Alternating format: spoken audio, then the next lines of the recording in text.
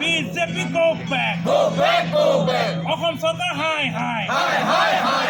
অসম চৰকাৰ হাই হাই। আহোমৰ বৰ্তমান সহ্য কৰা নহ'ব। আহোমৰ বৰ্তমান সহ্য কৰা নহ'ব। BJP go back. BJP go back. জাতিক অপমান সহ্য কৰা নহ'ব। BJP go back. আঙুলতা মুৰ্দাবাদ।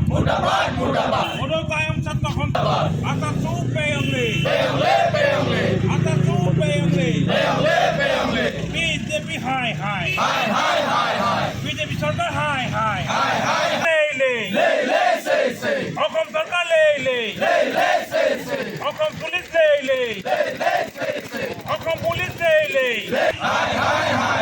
Ahumar বৰ্তমান সহ্য কৰা নহ'ব, আহোমৰ বৰ্তমান নচলিব।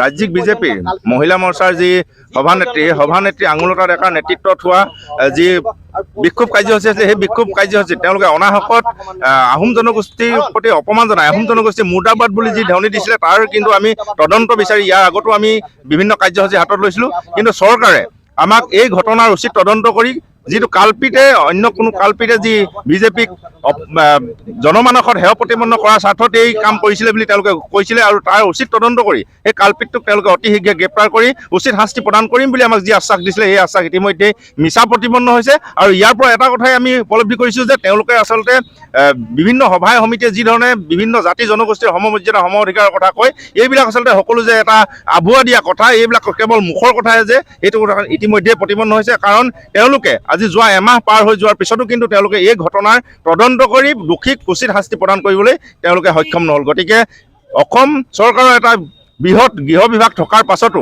এটা শক্তিশালী পুলিচ বিভাগ থকাৰ পিছতো কিন্তু তেওঁলোকে এই ঘটনাটো এমাহ ধৰি তেওঁলোকে তদন্ত কৰি উচিত যি শাস্তি প্ৰদান কৰিব লাগে যি দোষীক সেই কিন্তু দোষীক চিনাক্ত কৰিব নোৱাৰাটো তেওঁলোকৰ যে দুৰ্বলতা তেওঁলোকৰ যে আচলতে কোনো কাম নাই সেইটো ইতিমধ্যে প্ৰতিপন্ন হৈছে।